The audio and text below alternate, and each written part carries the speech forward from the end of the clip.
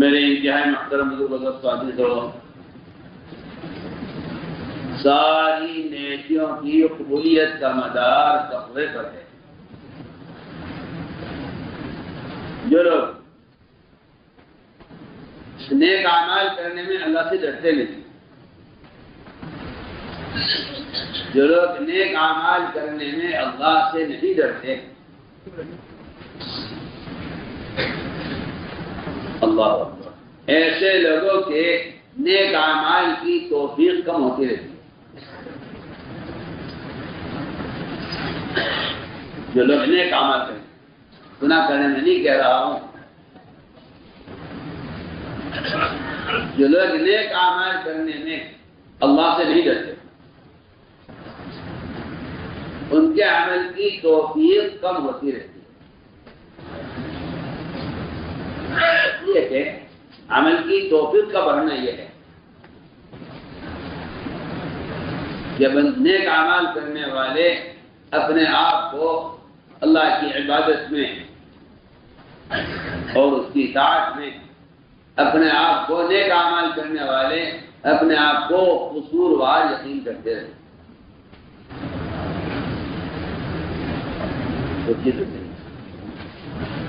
انما يتقبل الله من المتقين، اللہ رب العزت ان کا عمل قبول کرتے ہیں جو اپنے نیک اعمال میں اللہ سے ڈرتے ہیں۔ معلوم ہوتا ہے کہ ساری نیکیوں کی قبولیت کا مدار تقوی پر ہے، اور قبولیت کی علامت یہ ہے، قبولیت کی علامت یہ ہے کہ بندے کا جو عمل اللہ کا قبول ہو جاتا ہے، اس عمل میں بندے کو ترقی ہو جاتی ہے،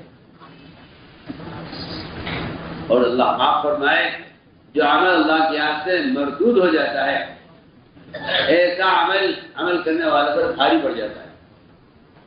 ہم نے بہت اہم بات کر رہے ہیں، جو لوگ عمل کو بگاڑ کر پیش کرتے ہیں،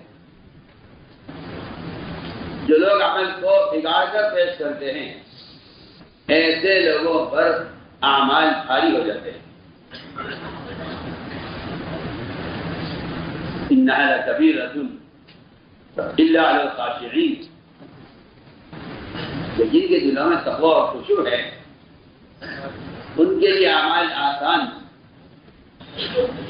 ہو جاتے ہیں، اور جن کے دلوں میں تقوی اور خشوع نہیں ہوتا ایسے لوگوں پر اعمال بوجھ بن جاتے ہیں۔ ایسے لوگوں پر اعمال بوجھ بن جاتے ہیں۔ فرمایا کہ سارے اعمال کا مدار اور ساری قبولیت کا مدار وہ تقوی پر ہے۔ سوال یہ ہے کہ تقوی کسے کہتے ہیں؟ سوال یہ ہے تقوی کسے کہتے ہیں؟ تقوی کہتے ہیں اللہ تعالی سے تنہائی میں ڈرنے کو۔ عجیب بات ہے کہ تقوی اور حیا، تقوی اور حیا، تقوی اور حیا یہ دو ایسی چیزیں ہیں جس میں مخلوق کا کوئی دخل نہیں۔ اگر آپ کے تقوی میں مخلوق کا دخل ہے تو آپ کے تقوی میں شرک اور ریا ہے۔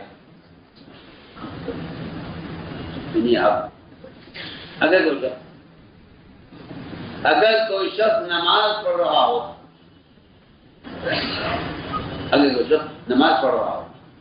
اچانک اس کا پیر یا اس کا شیخ یا اس کا استاد یا اس کا امیر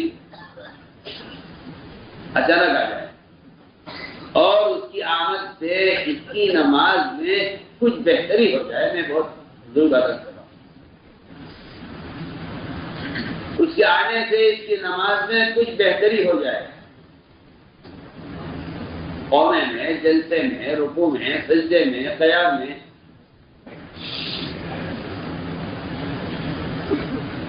نہیں آپ فرمایا کہ یہ اس کے عمل کا شرک ہے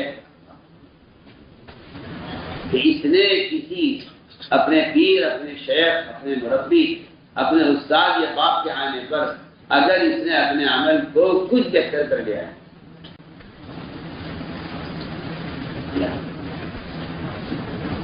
تو فرمایا کہ یہ اس کے عمل کا ریا ہے، کیونکہ اس کے عمل کا جو تقویٰ ہے، جو اس کے عمل کا تقویٰ ہے، وہ اس کے عمل کا تقویٰ اللہ کے غیر کی وجہ سے ہے۔ یہاں تک بھی ہے کہ اگر کوئی شخص امامت کر رہا ہے، نماز پڑھا رہا ہے،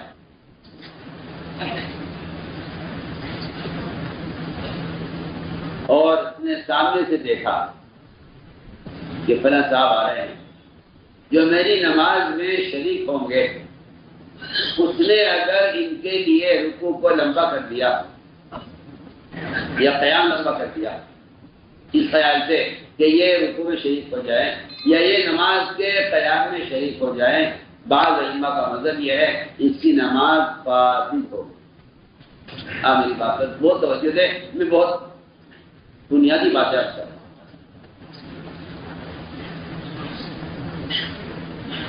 پہلے یہ سمجھانا چاہتا ہوں کہ عمل کا تقویٰ کیا ہے۔ میں پہلے یہ سمجھانا چاہتا ہوں کہ عمل کا تقویٰ کیا ہے۔ آپ کے عمل کی درستگی میں، آپ کے عمل کی بہتری میں اگر مخلوق کے خیال سے اور مخلوق کے آنے سے آپ کے عمل کی بہتری میں اضافہ ہوا ہے، آپ میری بات پر بہت توجہ دیں۔ بہت سے لوگ ہیں، میرا دل چاہتا ہے میں آپ کو مثال پیش کروں، آپ میری بات پر توجہ دینا۔ ایک آدمی ہے جو تنہائی میں قرآن کی تلاوت کر رہا ہے۔ میں آپ کو بہت ہی اہم بات کہنا چاہتا ہوں، میں بتانا چاہتا ہوں آپ کو کہ عمل کا ریا کیا ہے۔ اللہ کے غیر کے لیے عمل کی تحسین سراسر ریا ہے، سراسر ریا۔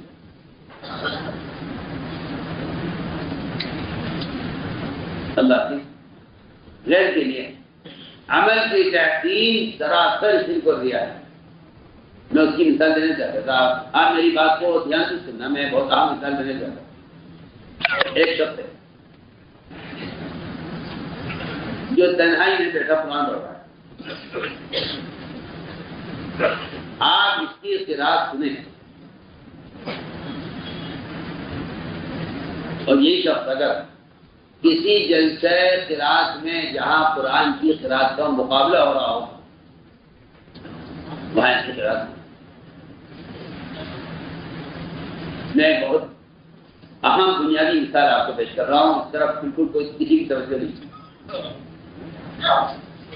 اگر کہیں 1500 آدمیوں کا مجموعہ ہو اور آپ وہاں ان کے درمیان قرآن کی قرات کر رہے ہوں تو آپ کی تلاوت کا، تجوید کا، حروف کی ادائیگی کا، مد و اخفا کا اتنا زیادہ اہتمام ہوگا کہ آپ کی کوشش یہ ہوگی کہ یہ تمام لوگ میری قرات کو پسند کریں اور مجھے اس پر کوئی تمغہ ملے یا مجھے اس پر کوئی انعام ملے۔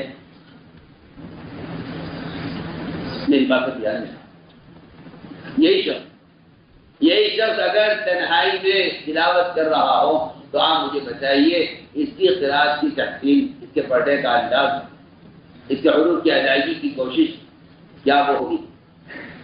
میں بالکل آسان مثال پیش کر رہا ہوں، آپ تو بچے اس کی قرات کی تحسین سامعین کی وجہ سے ہے، اس کی قرات کا ریا ہے۔ میں آپ کو مثال دوں، اس کی قرات کا منصاب نہیں، اس کی قرات کا ریا ہے۔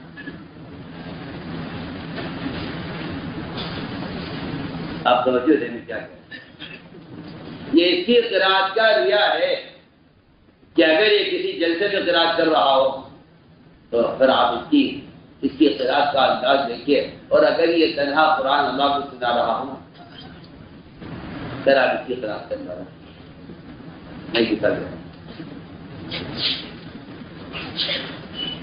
صاحب لکھا ہے کہ اگر کوئی شخص تنہائی میں نماز پڑھ رہا ہے اور اچانک تو اس کا بڑا آ جائے اور یہ خیال سے کہ یہ میری نماز کو دیکھے گا، تو یہ اپنی نماز کو اپنے کسی بڑے کے خیال سے بہتر کر لے، تو یہ اس کے عمل کا ریا ہے، اس کے عمل کا ریا ہے، یہ اس کے عمل کا ریا ہے۔ آپ توجہ دیں گے بات کی، یہی حال تقوی کا ہے، یہی حال حیا کا ہے،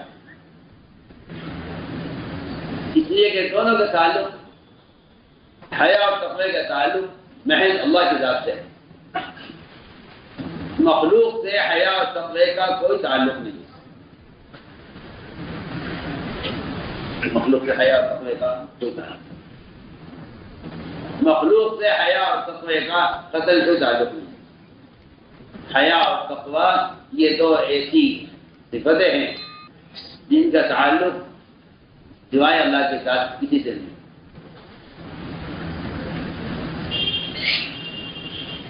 جو لوگ گناہ کرنے میں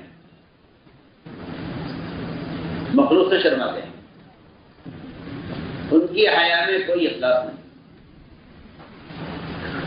ان کی حیا میں کوئی اخلاص نہیں ہے جو گناہ کرنے میں مخلوق سے شرماتے ہیں۔ یہاں تک کہ جو لوگ اپنے گناہ کو مخلوق سے چھپاتے ہیں، ان کے گناہ سے بچنے میں بھی اخلاص نہیں ہے، جو اپنے گناہ کو مخلوق سے چھپاتے ہیں، جو اپنے گناہ کو مخلوق سے چھپاتے ہیں، ان میں حیا بھی نہیں ہے، تقویٰ بھی نہیں ہے،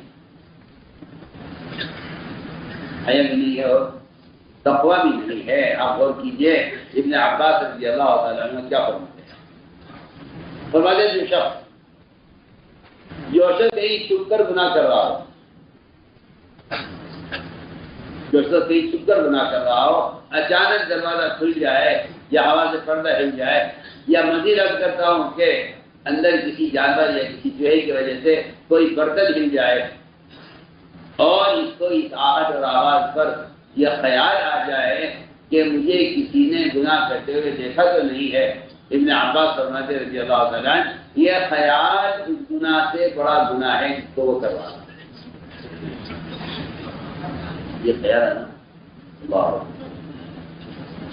یہ خیال آنا کہ کسی نے دیکھا تو نہیں، فرمایا خیال آنا اس گناہ سے بڑا گناہ ہے جس کو وہ کر رہا ہے۔ کیوں؟ یہ کہ گناہ کے کرنے میں اللہ کے غیر کا خیال آنا، گناہ کے کرنے میں اللہ کے غیر کا خیال آنا، یہ اللہ کے مقابلے میں اللہ کے غیر کا تعصب ہونا ہے، اللہ کے غیر کا تعصب ہے، یہ اللہ کے غیر کا تعصب ہے کہ آدمی گناہ کرنے میں اللہ کے غیر سے شرمائے یا گناہ کرنے میں اللہ کے غیر کا خوف کرے، یہ دونوں چیزیں اللہ کے غیر کے تعصب کی علامت ہے۔ اس کے لیے اللہ کے غیر کا تعصب، اس لیے بات بہت دیر میں رکھو کہ تقوی کا اخلاص ہوتا ہے، تقوی کا بھی اخلاص ہوتا ہے، تقوی کا بھی اخلاص ہوتا ہے کہ آپ کے دل میں جو تقوی ہے وہ تقوی اللہ کی ذات سے ہے یا مخلوق سے ہے۔ اس لیے فرمایا کہ حیا اور تقوی ان دونوں کا تعلق صرف اللہ کی ذات سے ہے، ان کا تعلق صرف اللہ کی ذات سے ہے۔ یہ شخص اپنے گناہ کو مخلوق سے چھپاتا ہے، یہ جو آدمی گناہ کرنے میں مخلوق سے حیا کرتا ہے، فرمایا کہ اپنے گناہ کرنے میں مخلوق سے حیا کرنا، ایسا شخص بے حیا ہے، حیا والا نہیں ہے، اس لیے کہ حیا کا تعلق خالص ہے، مخلوق سے نہیں۔ حیا کا تعلق خالص سے ہے، مخلوق سے حیا کا کوئی تعلق نہیں۔ جو لوگ گناہ کھل کر کرتے ہیں.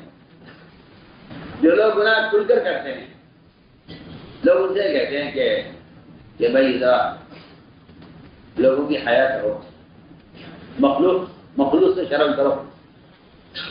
حالانکہ اہم بات یہ ہے اور اصل بات یہ ہے کہ حیا کا تعلق مخلوق سے نہیں، حیا کا تعلق مخلوق سے نہیں. جو آدمی گناہ مخلوق سے شکر کر رہا ہے، جو آدمی گناہ لوگوں سے شکر کر رہا ہے وہ اصل بے حیا ہے. لیکن بے حیا وہ نہیں ہے جو گناہ کھل کر رہا ہے، بے حیا وہ ہے جو گناہ چھپ کر کر رہا ہے. بے حیا کون ہے؟ بے حیا اسے کہتے ہیں جو گناہ چھپ کر کر رہا ہے وہ بے حیا ہے. جو گناہ کھل کر کر رہا ہے اس کا تو حیا سے کوئی تعلق ہی نہیں ہے. اس لیے کہ گناہ کھل کر کرنے والا آدمی حیوان ہے، انسان نہیں.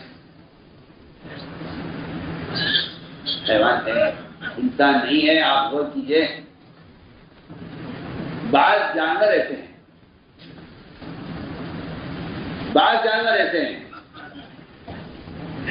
بعض جانور ایسے ہیں جو انسان کے سامنے جھکتی نہیں کرتے.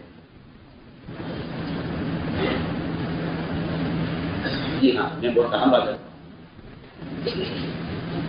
بلکہ بہت کم جانور ایسے ہیں جو انسان کے سامنے جھکتی کر دیتے ہیں. وہ وجہ یہ ہے کہ ایسے جانوروں کا مستقبل انسانوں کے درمیان رہنا ہوتا ہے.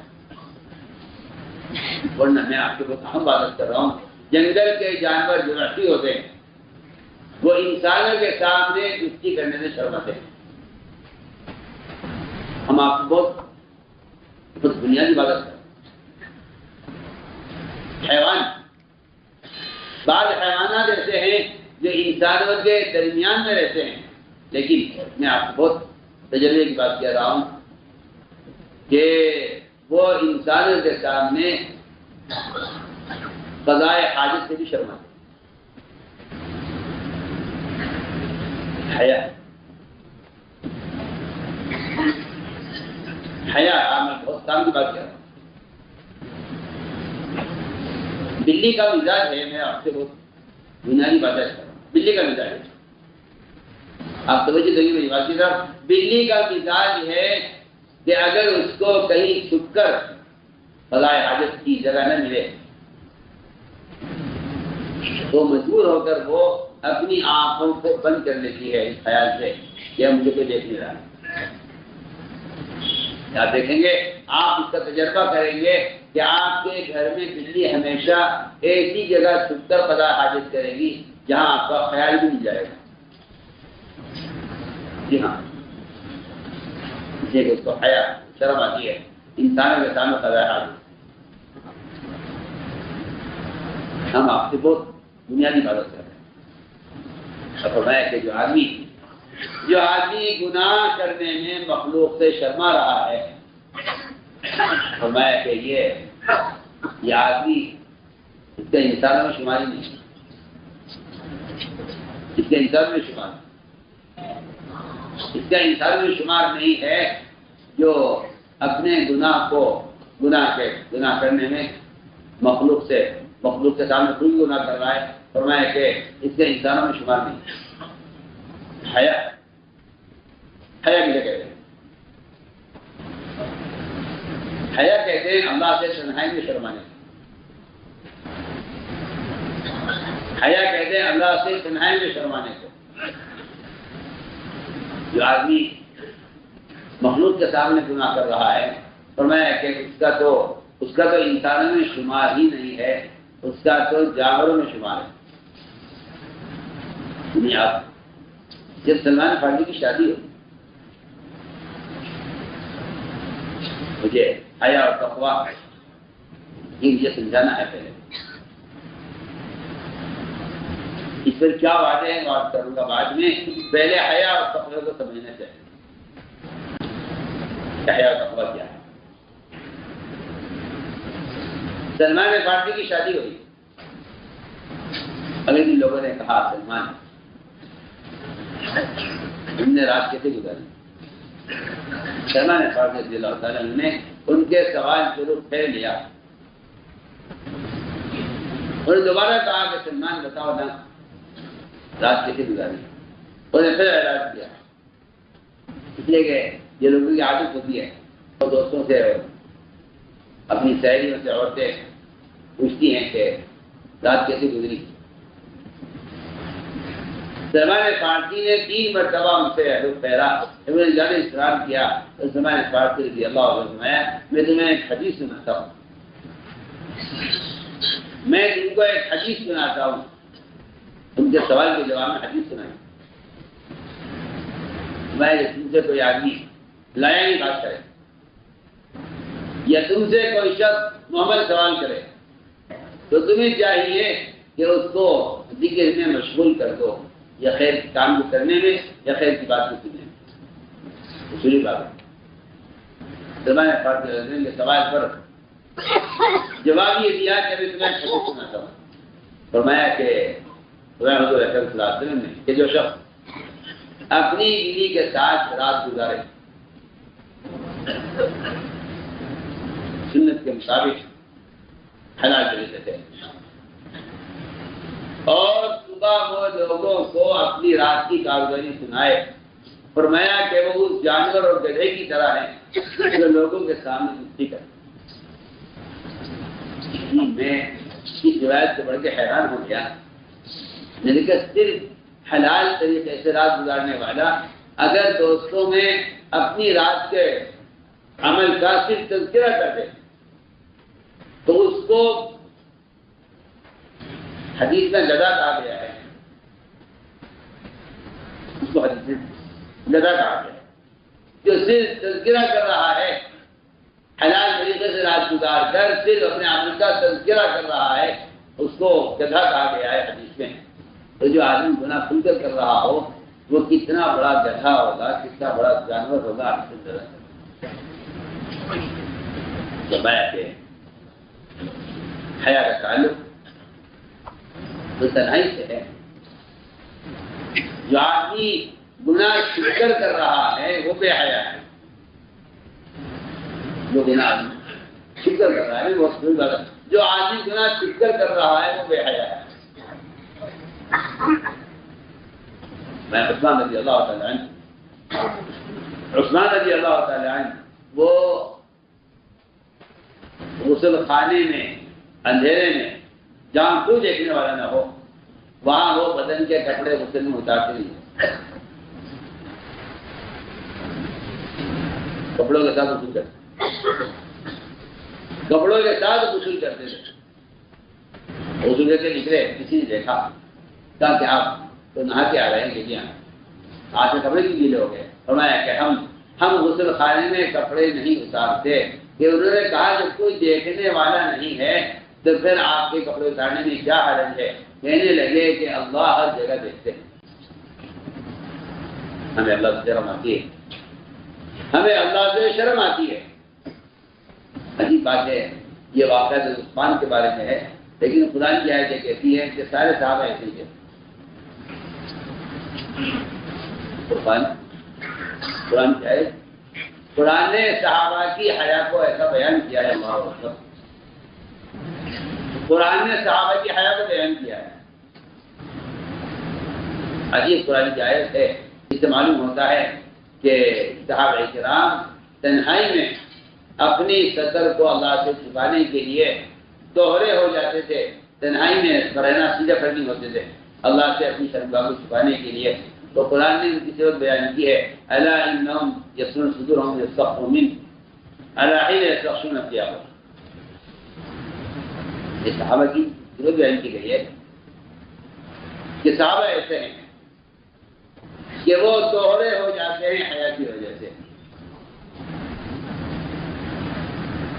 الا انہم یسرون صدورہم یستخفون منہ، اللہ سے اپنی شرمگاہ کو چھپانے کے لیے دوہرے ہو جاتے ہیں۔ یہ صحابہ کی حیا کی صورت بیان کی گئی ہے قرآن میں۔ میں نے عرض کیا کہ حیا یہ ہے اور تقوی جگہ ہے کہ آدمی گناہ کرنے میں صرف اللہ سے ڈرے، گناہ کرنے میں صرف اللہ سے ڈرے، اللہ کا غیر اگر داخل ہو جائے تو پھر کہا جائے گا کہ ان کے تقوی میں کوئی اخلاص نہیں ہے، ان کے تقوی میں کوئی اخلاص نہیں، کیونکہ تقوی اصل میں اللہ سے تنہائی میں ڈرنے کو کہتے ہیں۔ تقوی اللہ سے تنہائی میں ڈرنے کا نام ہے۔ چنانچہ فرمایا کہ اگر کوئی شخص، میں نے عرض کر دیا کہ اگر کوئی شخص گناہ کر رہا ہے اور اچانک کوئی آ جائے، یہ پردہ ہل جائے، ابن عباس فرماتے ہیں کہ یہ اس گناہ، یہ خیال آنا بھی اس گناہ سے بڑا گناہ ہے جس کو وہ کر رہا ہے۔ اسے فرمایا کہ تقویٰ صرف اللہ سے ڈرنے کا نام تقویٰ ہے، صرف اللہ سے ڈرنے کا نام تقویٰ ہے، جس کے تقوی میں مخلوق کو دخل نہ ہو، جس کے تقوی میں مخلوق کو دخل نہ ہو۔ اگر یہ تقوی ہو تو اللہ تعالیٰ کی اس تقوی پر 5 وعدے ہیں۔ اللہ کے اس تقوی پر 5 وعدے ہیں۔ اگر تقوی ہے، اگر یہ تقوی ہو، اسی کو تقوی کہتے ہیں، اسی کو تقوی کہتے ہیں۔ اللہ تعالیٰ کی طرف سے 5 وعدے ہیں۔ فرمایا کہ تقوی کی تعریف یہ ہے، تقوی کی تعریف یہ ہے کہ دونوں طرف کانٹےدار جھاڑیاں ہوں، درمیان میں تنگ راستہ ہو، دونوں طرف کانٹےدار جھاڑیاں ہوں، درمیان میں تنگ راستہ ہو، اور تیز ہوا چل رہی ہو، اور آپ اپنے ململ کی چادر اوڑھ کر نکلے یہاں سے، اور اپنے کپڑے کو اس تیز ہوا میں ان کانٹوں سے بچا کر نکل جائیں تنگ راستے سے، تو میں اس سے تقویٰ کروں، اس کو تقویٰ کروں۔ آدمی اپنے گناہ کی تعویل کرتا ہے، اپنے گناہ کی تعویل کرتا ہے کہ اپنے گناہ کی تعویل کرنا یہ تقوی کی ضد ہے۔ اپنے گناہ کی تعویل کرنا تقوی کی ضد ہے۔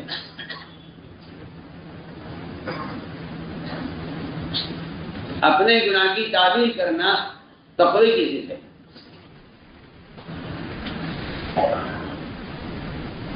اور اپنے آپ کو متہم کرنا یہ تقوی کا تقاضا ہے، تقوی کی علامت ہے یہ کہ آدمی اپنے آپ کو متہم کرے اور اپنے گناہ کی تعویل کرے۔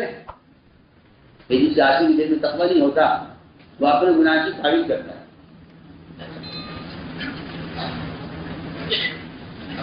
میں اس کی 2 مثالیں پیش کرتا ہوں۔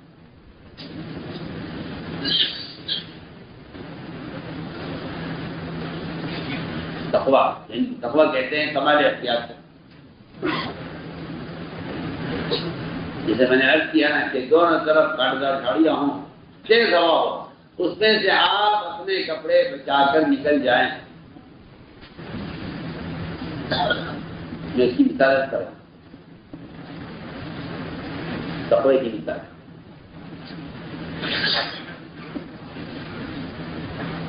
ایک وہ ہوتے ہیں جو اپنے تقوی کو اس لیے ظاہر کرتے ہیں تاکہ ان کے جرائم چھپے رہیں، گناہ کرتے ہیں، پھر گناہ کرنے والے اپنے تقوی کو ظاہر کرتے ہیں۔ تقوی کو ظاہر کیا جاتا ہے اپنے گناہوں کو چھپانے کے لیے۔ ایک صاحب کو ایک کھجور پڑی ہوئی، اس کھجور کو اٹھایا اور اٹھا کر اس کا اعلان کیا لوگوں میں کہ بھائی یہ کھجور کس کی ہے، کھجور کس کی ہے۔ وہ اس کا اعلان کر رہے تھے، پیچھے عمر رضی اللہ عنہ تشریف لائے اور اس آدمی نے کوڑا مارا تو طبیعت سے، اور فرمایا کہ تو اپنا تقوی لوگوں کو بتانے کے لیے کہ میں کتنا متقی آدمی ہوں کہ میں اس کھجور کا اعلان کر رہا ہوں لوگوں میں کہ بھئی یہ کھجور اس کا مالک کون ہے، میں اس کو پہنچا دوں۔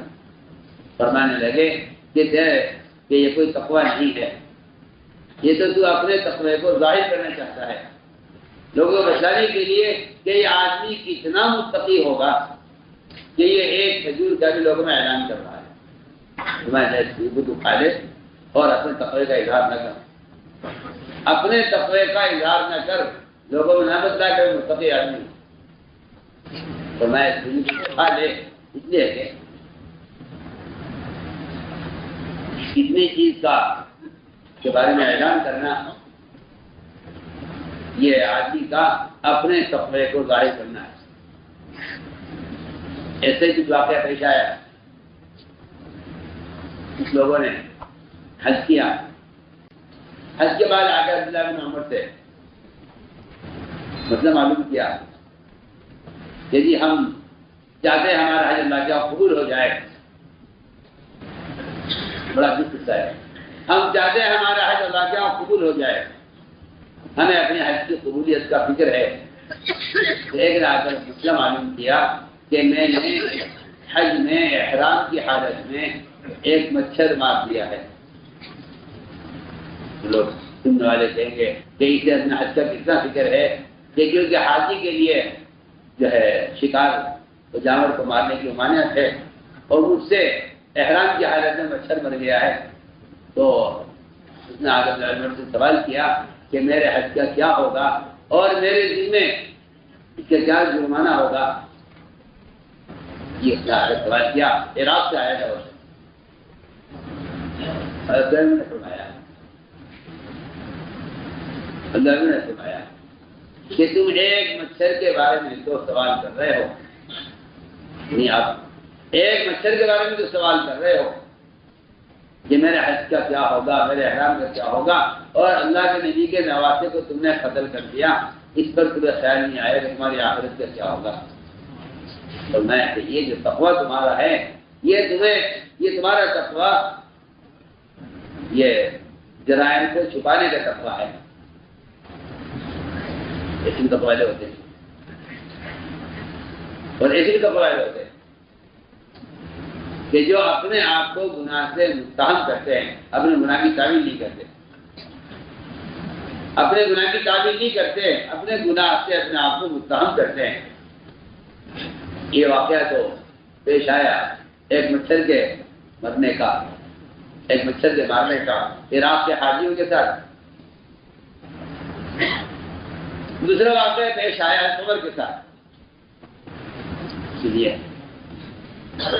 تقوی کو لوگ ہوتے تھے اور ان کے تقوی کے کیا واقعات ہیں۔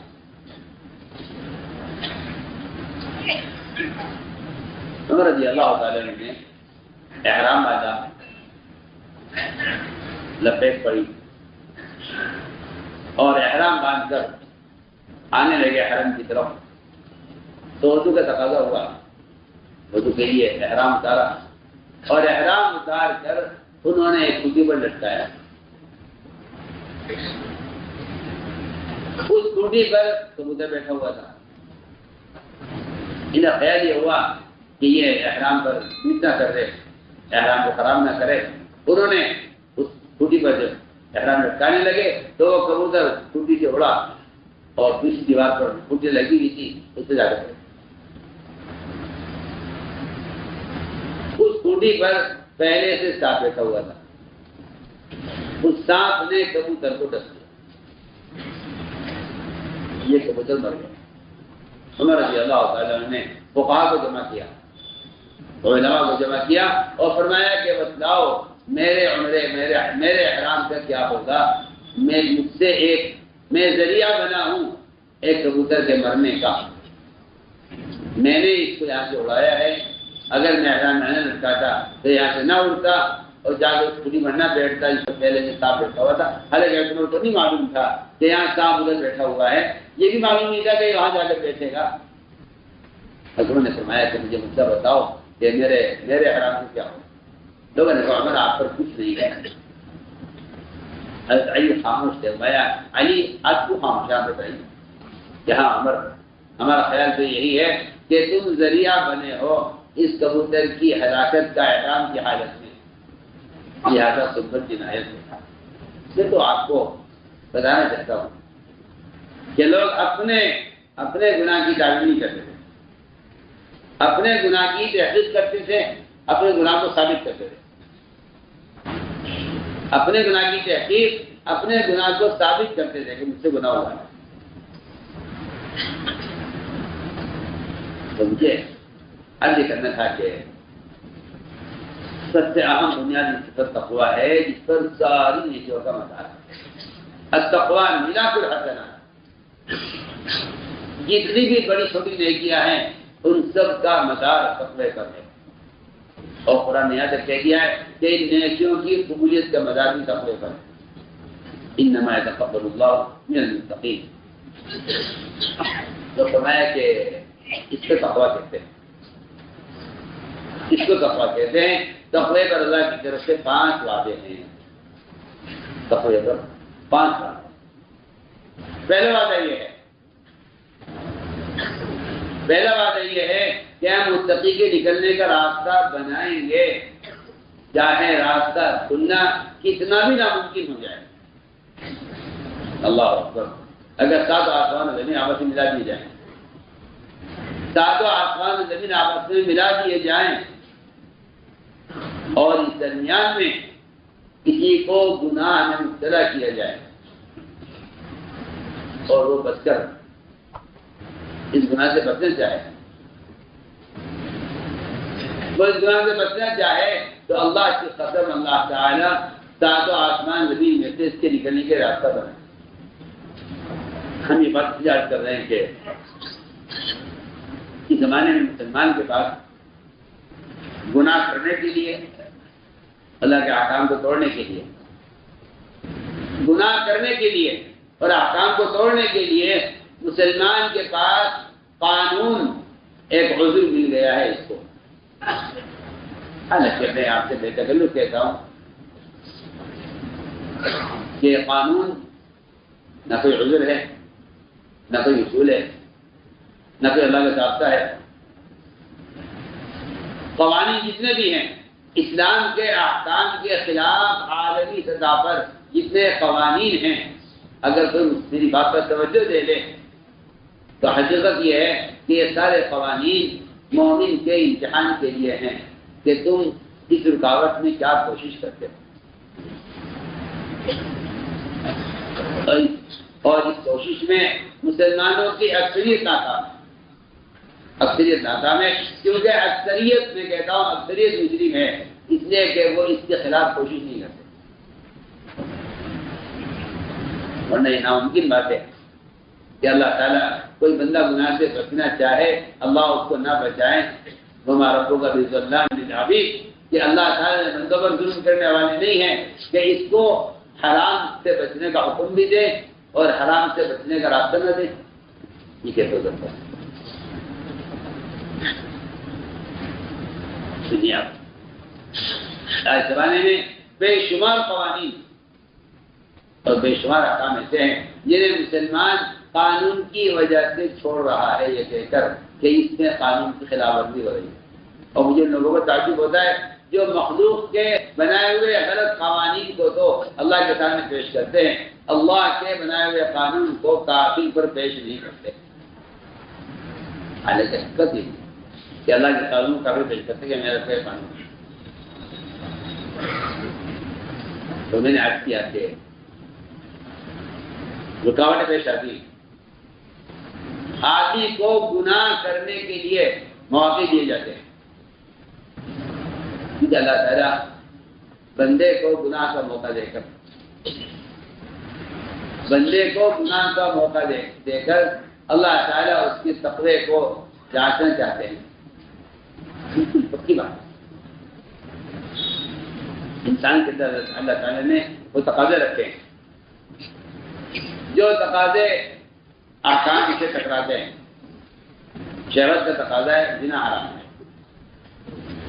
جس آدمی میں شہوت کا تقاضا ہی نہ ہو اس کا زنا سے بچنا کوئی کمال نہیں ہے. ادھر شہوت کا تقاضا ہے، ادھر زنا حرام ہے. ادھر پیاس کا تقاضا ہے، ادھر روزہ فرض ہے. ادھر نیند کا تقاضا ہے، ادھر نماز فرض ہے. ہم دیکھنا چاہتے ہیں کہ جب تمہارے سبھی تقاضوں میں ہمارا حکم مقابل آتا ہے تو تم اس کے لیے کیا کوشش کرتے ہیں. اس لیے میں نے عرض کیا کہ اللہ تعالیٰ آزما کے دیکھتے ہیں. یہ وعدہ ہے کہ جو آدمی گناہ سے بچ کر بھاگے گا ہم اسے راستہ نکالیں گے. یوسف علیہ السلام کو گناہ اترا کیا گیا اور اس کے لیے سارے راستے بند کیے گئے. یہ بچ کر نکلنا چاہیے. لیکن یوسف علیہ السلام یہ جانتے ہوئے کہ دروازے بند ہیں اٹھ کے بھاگے تو اللہ تعالیٰ نے ہر دروازے کو دروازے پر پہنچنے سے پہلے کھول دیا. جس دروازے پر پہنچتے تھے وہ دروازہ پہلے کھل جائے گا. یہ اللہ کا وعدہ ہے کہ جو آدمی گناہ پر قدرت ہوتے ہوئے بھی گناہ سے بچے گا.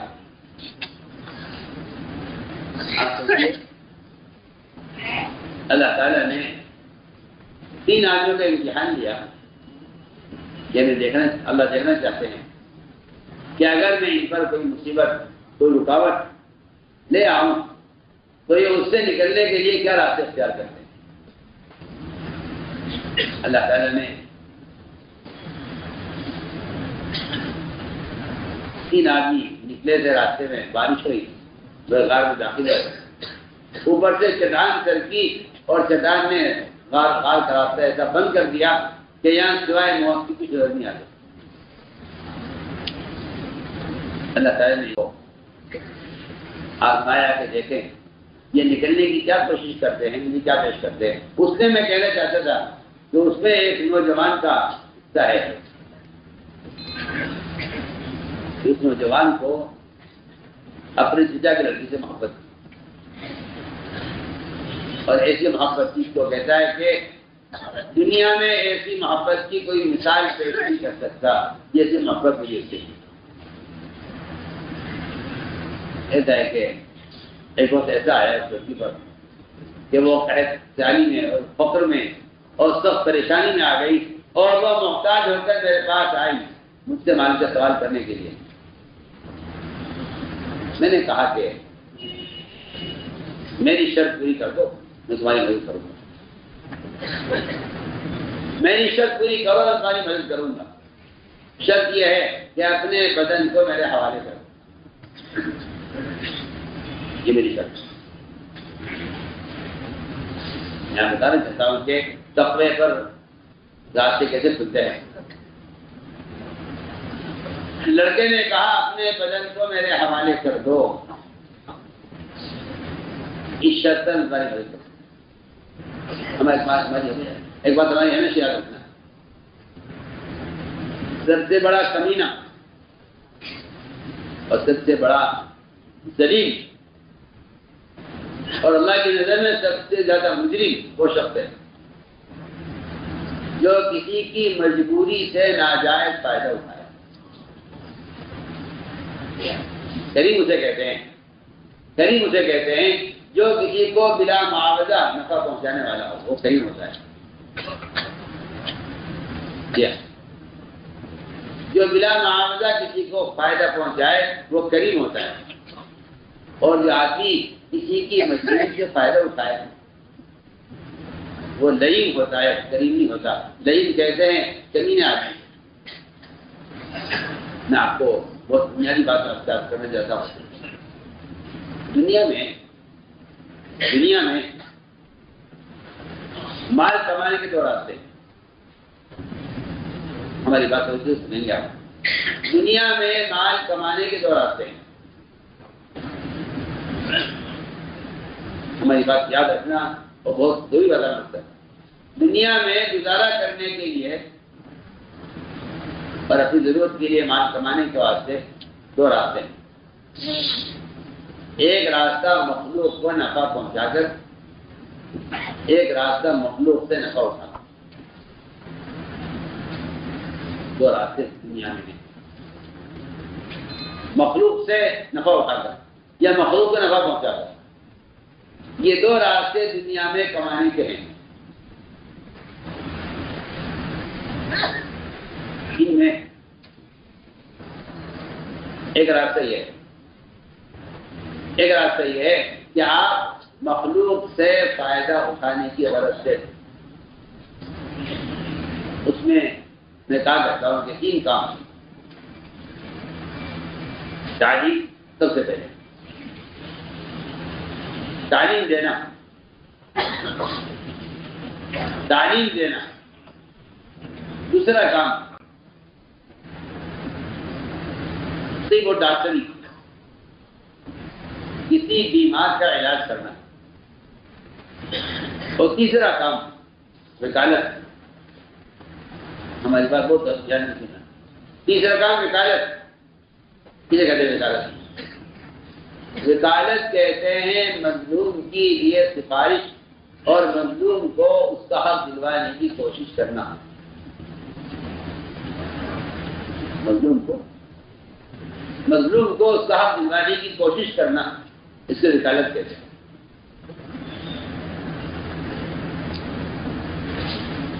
یہ تینوں کام ایسے ہیں کہ ان تینوں کاموں میں انسان مجبور ہے۔ بیمار مرض سے پریشان ہے، جاہل اپنی جہالت سے پریشان ہے، اور مظلوم ظالم سے پریشان ہے۔ آپ توجہ دیں گے میری بات کی طرف۔ مظلوم ظالم سے پریشان ہے، ظلم سے، اور جاہل جہل سے پریشان ہے، اور بیمار اپنے مرض سے پریشان ہے۔ یہ تینوں وہ قسمیں ہیں، مظلوم، جاہل اور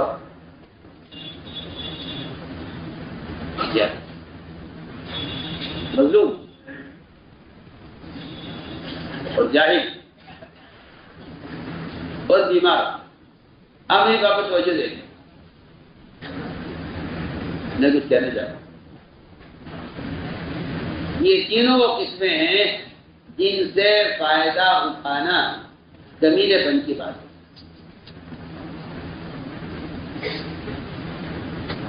اس لیے کہ یہ تینوں چیزیں انسان کی ایک ایسی بنیادی ضرورت ہے۔ وکیل کا کام یہ ہے، وکیل کا کام یہ ہے کہ وہ ظالم سے حق لے کر مظلوم کو دے۔ ابن عباس رضی اللہ تعالیٰ عنہ اعتکاف چھوڑ کر نکلے مسجد سے۔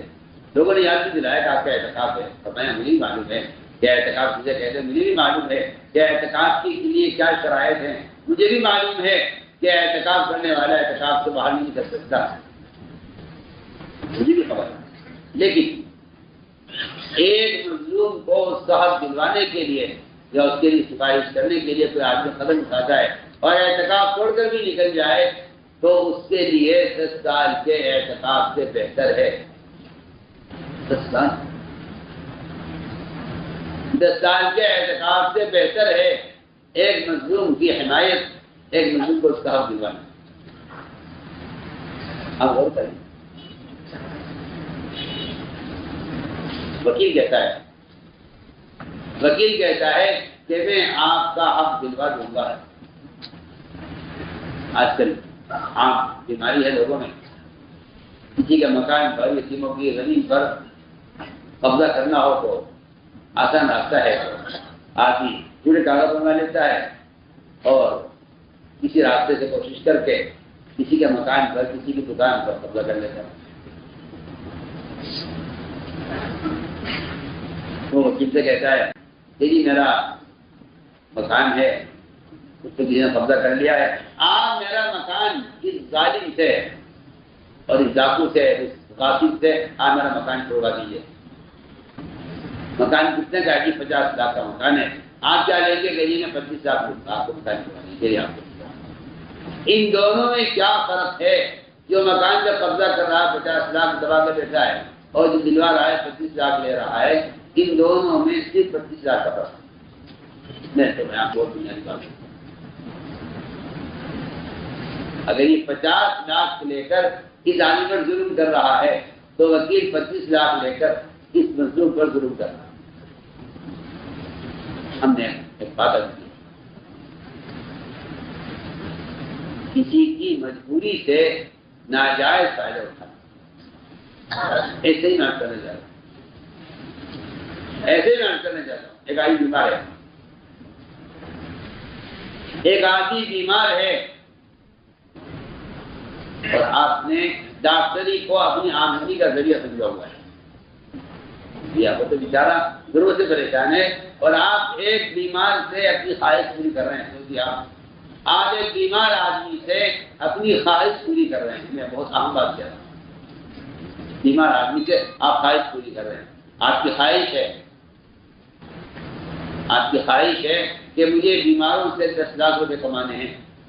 آپ سوچیے، آپ بیمار آدمی سے اپنی خواہش پوری کر رہے ہیں، جبکہ بیمار آدمی سے اپنی ضرورت کا پورا کروانا بھی اچھی بات نہیں ہے. آپ کسی بیمار آدمی سے کہیں کہ آپ ذرا میرا بڑا کام کر دیں، تو آپ سے آپ بیمار آدمی سے کام لینا. میں ایک بہت اچھی مثال آپ کو دے رہا ہوں. بیمار آدمی سے کام لینا کتنی بد اخلاقی کی بات ہوتی ہے. بجائے اس کے کہ آپ بیمار آدمی کی مدد کریں، اس کو سہارا دیں. آپ بیمار آدمی سے اگر کام لیتے ہیں تو کہا جائے گا کہ بڑے بد اخلاق ہیں آپ. اور آپ بیمار آدمی سے اپنے صرف ملاقات کی فیس لیتے ہیں.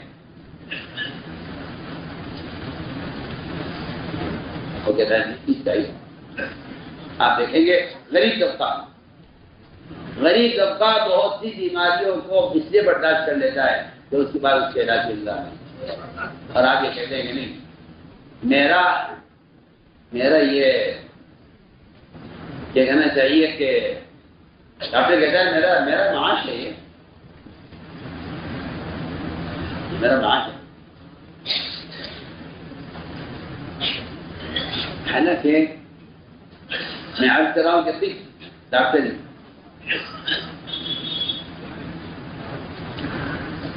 یہ کمانے کا، میری بات شاید سمجھ میں آئے کسی کے، یہ کمانے کا ذریعہ نہیں تھا، یہ خرچ کرنے کا راستہ تھا.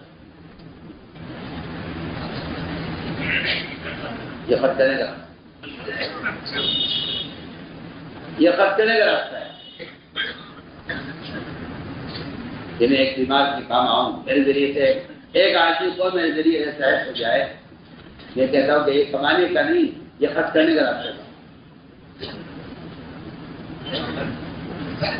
تو میں نے عرض کیا کہ ڈاکٹر کہتا ہے یہ نہیں ٹھیک ہے. حالانکہ ایک بیمار سے ناجائز فائدہ ہوتا ہے، ایک بیمار آدمی سے ناجائز فائدہ ہوتا ہے. ایک واقعہ پیش آیا ہے کہ علاقے میں عجیب و غریب واقعہ ہے، بہت عبرتناک واقعہ ہے. دماغ کا سب سے بڑا ڈاکٹر، اتنا ماہر تھا دماغ کا، لیکن مزاج یہ تھا اس کا کہ جب تک اس کے ہاتھ پر آپ فیس نہیں رکھ سکے، وہ مریض کی نظر ہاتھ میں رکھے. آپ پہلے فیس لائیے اور فیس دے کر آپ کو اپنے دماغ کا بڑا اسپتال اس میں بیٹھا ہوا تھا. اچانک ایک کیس آیا، کسی نے آ کر کہا کہ نوجوان بے ہوش ہے، جو سڑک پر پڑا ہوا ملا ہے اور اس کے ایکسیڈنٹ ہو گیا ہے. ہم گزر رہے تھے وہاں سے، اس کو اٹھا لائے ہیں، خبر نہیں کون ہے. اور ڈاکٹر سے کہا کہ آپ فوراً، اس کے سر میں چوٹ ہے، آپ فوراً اس کو دیکھیں. اس نے کہا کہ آپ پہلے جائیے، فیس جمع کیجیے، پرچہ بنوائیے. اس نے کہا جی آپ پرچہ آج پیسے آ جائیں گے، بات سو کچھ نہیں، ہم تو اس کو سڑک پہ اٹھا کر لائے ہیں. سڑک پر پڑے ہوئے کو اٹھا کر لائے ہیں. 22 سال کے جوان لڑکا ہے، آپ اس کو دیکھ لیں. پہلے میں نہیں دیکھتا، آپ پہلے فیس دیکھ جاؤ. یہ بیٹھا رہا، لوگوں نے اشتہار نہیں کیا. انہوں نے پھر دیر ہو گئی کہ کہیں سے انتظام کر کے کسی سے لے کر اس کو اس کی فیس پکڑائی. تب وہ اٹھ کر آیا دیکھنے کے لیے، اور جیسے ہی اس نے اس نوجوان کو دیکھا کہ ڈاکٹر بے ہوش ہو گیا. لوگوں نے کہا کیا بات پیش آ گئی؟ وہ لوگوں نے کہا کہ یہ اس کا جوان لڑکا ہے اور ایک ہی ایک لڑکا، اس کی کوئی اولاد نہیں سوائے اس ایک بیٹے کے. جی ہاں، اس انتظار میں وہ آدمی، اس کا جوان لڑکا دنیا سے چلا گیا. اور وہ اس نے کہا میں فیس کے بغیر کسی کو دیکھتا نہیں ہوں. اللہ نے عبرت کے لیے اس کی اولاد کو اس کے سامنے خرید کر کے نکلایا ہے، ہم آپ کو ہوتا اللہ اکبر۔ وہ تو جو لوگ انسانوں کی نفع رسانی کے لیے کوشش کرتے ہیں، اللہ تعالیٰ ان کے لیے آمدنی کے وہ راستے کھول دیتے ہیں جس کا وہ تصور بھی نہیں کر سکتا، اس لیے کہ انسان کے نزدیک صرف کمانے کا ذریعہ لوگوں سے فائدہ اٹھانا یہ تجارت کا تصور بن کر رہ گیا۔ حالانکہ لوگوں کو نفع پہنچانے کی غرض سے کسی عمل کا کرنا، یہ تو اللہ تعالیٰ کے خزانوں سے براہ راست تعلق پیدا کر دیتا ہے۔ جو لوگوں کی نفع رسانی کے لیے دنیا میں کوئی تجارت بھی کرتے ہیں، اللہ تعالیٰ ان کے لوگوں کو نفع رسانی کے ارادے کی وجہ سے ان کے لیے تجارت کے وہ راستے کھول دیتے ہیں جن کا تعریف تصور بھی نہیں کر سکتا۔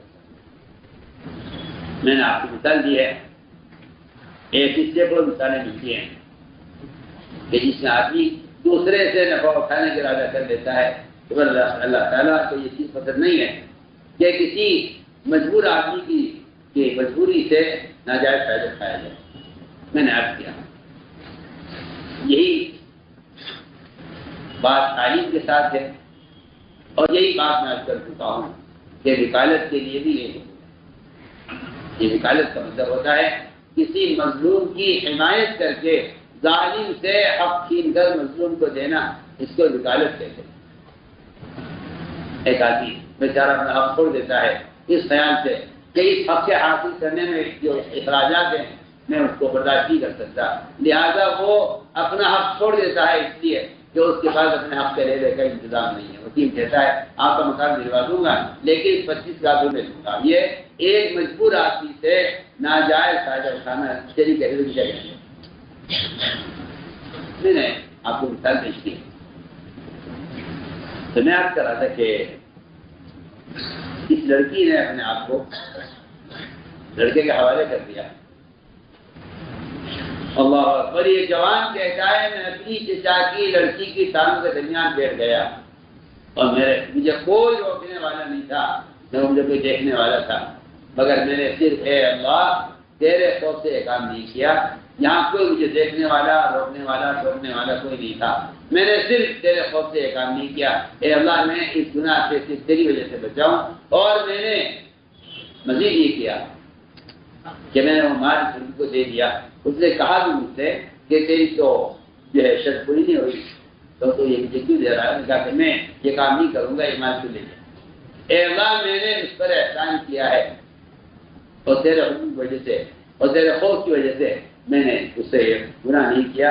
اے اللہ کی خدا نہ ڈالے، ہمیں لکھا روایت میں ہے اس کے اس تقوی پر شیطان ترکی میں رہا تھا کہ اللہ تعالیٰ کا وعدہ ہے کہ جو آدمی تقوی اختیار کرتا ہے ہم اس سے نکلنے کے لیے راستہ بنا دیتے ہیں، اس سے نکلنے کے لیے راستہ بنا دیتے ہیں۔ ایک بات یہ ہے تقوی نہیں يتق الله يجعل له مخرجا ويرزقه من حيث لا يحتسب، اور ہم اس ایسی جگہ بھی دیتے ہیں جہاں ان کا گمان خیال نہیں پہنچ سکتا۔ ایک صحابی تھے اور بھی نمائیں مشرکین کے قید تھے،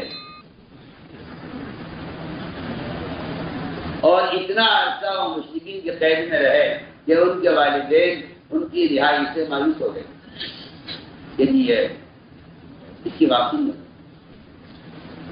حالات معلوم کرتے تھے لوگوں کے ذریعے، پتہ چلا کہ اس کو تانت سے باندھا ہوا ہے۔ تانت ایک ایسا مضبوط رسی ہوتی ہے کہ جو ٹوٹتی بھی نہیں ہے، کٹتی بھی نہیں ہے، میں اس سے ان کو باندھا ہوا آ بیٹھ کے رسول اللہ میرا بیٹا آؤ، وہ مشرکین کے قید میں ہے اور میں اس کی رہائی سے مایوس ہو چکا ہوں، کیا کروں؟ آپ نے فرمایا کہ عوف کو اس لیے خبر پہنچا دو کسی طرح کہ وہ لا حول پڑھا کرے، لا حول ولا قوت الا باللہ العلی العظیم۔ ان کلمات کو زمانے میں تو مسلمان اللہ مجھے معاف فرمائے کچھ سمجھتا ہی نہیں ہے، بلکہ کچھ مزاج ایسا بن گیا کہ آدمی وہاں لاہور پڑھ لیتا ہے جہاں اس کی مرضی کے مطابق کام نہیں ہوتا، جو بات جو چیز ناپسند ہوتی ہے اس پہ لاہور پڑھ لیتا ہے، اسے پتہ ہی نہیں ہے کہ لا حول ولا قوت الا باللہ یہ ان کلمات کا اللہ کیا درجہ ہے۔ اللہ اکبر، فرمایا کہ یہ عرش کے خاص خزانے سے یہ کلمات نکال کر لائے گئے ہیں، اور بلکہ حدیث میں آتا ہے کہ جو آدمی لا حول کی کثرت کرتا ہے، جو آدمی لا حول کی کثرت کرتا ہے، اللہ حدیث میں فرمایا اللہ اس پر سے نقصان کے 99 دروازے بند کر دیتے ہیں۔ اللہ اس پر سے نقصان کے 99 دروازے بند کر دیے جاتے ہیں اس شخص پر جو لا حول کی کثرت کرتا ہے۔ اور فرمایا اگلی حدیث کا ٹکڑا یہ ہے کہ اس میں سب سے ادنا اور چھوٹا دروازہ رنج اور غم ہے۔ بظاہر بات ہے کہ آدمی اگر رنج اور غم ہوتا ہے تو آدمی جو ہے رنج اور غم سے پریشان ہو جاتا ہے۔ فرمایا کہ سب سے ادنا دروازہ یہ ہے اس کا کہ رنج اور غم آدمی کا ختم کر دیا جاتا ہے جو آدمی لا حول کا اہتمام کرتا ہے۔ فرمایا کہ آپ نے کہ اس سے کوئی لا حول پڑے، اسے لا حول پڑی، دانت ٹکڑے ٹکڑے ہو گیا اور کھل گیا، یہ وہاں سے اٹھے باہر نکلے، سارے مشرکین سو رہے تھے اور ایک یہ لڑکی اونٹی بیٹھی ہوئی تھی جو اس پر سوار اگر باہر نکلے تو سارا میدان اونٹوں سے بھرا ہوا، سارا میدان اونٹوں سے بھرا ہوا تھا۔ انہوں نے ایک اشارہ کیا، وہ سارے اونٹ ان کے ساتھ ہو گئے، یہ سب کو لے کر اپنے گھر پہنچے۔ ماں نے کہا مجھے بیٹے کی آواز معلوم ہوتی ہے، باپ نے کہا بیٹے سے آنے سے تو مایوس ہو جاؤ، وہ تو چھوٹ نہیں سکتا پتوار کے ہاتھ سے۔ دروازہ کھولا تو اور ابن مالک رضی اللہ تعالیٰ اونٹ پر سوار سارے اونٹوں کو لے کر یہاں پہنچے۔ اللہ نے اتنی بڑی مالیت کے ساتھ ان کو کفار سے رہائی دی ہے لاہور کے پڑھنے پر۔ کس پر آیا تعلیم یتق اللہ جل و مخرجا ويرزقه من حيث لا يحتسب، کہ یہ آدمی تقوی اختیار کرتا ہے، ہم اس کو رزق ایسی جگہ سے دیتے ہیں جہاں اس کا گمان خیال نہیں پہنچ سکتا۔ ایک وعدہ یہ ہے تقوی پر کہ اللہ تعالیٰ متقی کے کام میں آسانی پیدا کرے، تو دنیا میں آسانی پیدا کرے، متقی کے کام میں آسانی پیدا کرے۔ لوگ اپنی تجارتوں میں اور اپنے کاروبار میں حرام کو داخل کرتے ہیں سہولت کے لیے، حالانکہ حرام راستوں سے سہولتیں نہیں آتی کاروبار میں بلکہ دشواریاں پیدا ہوتی ہیں، اس لیے کہ سہولت کا وعدہ تقوی پر ہے۔ سب سے آسان آپ کو دنیا میں، پوری دنیا میں، ہر ملک میں سب سے آسان راستہ لون اور سود کا ہے، حالانکہ اتنی سہولت کا راستہ جو دنیا میں ہے تجارت اور زراعت کے لیے، وہ سارے سہولت کے راستے آپ کو حرام راستوں میں ہیں۔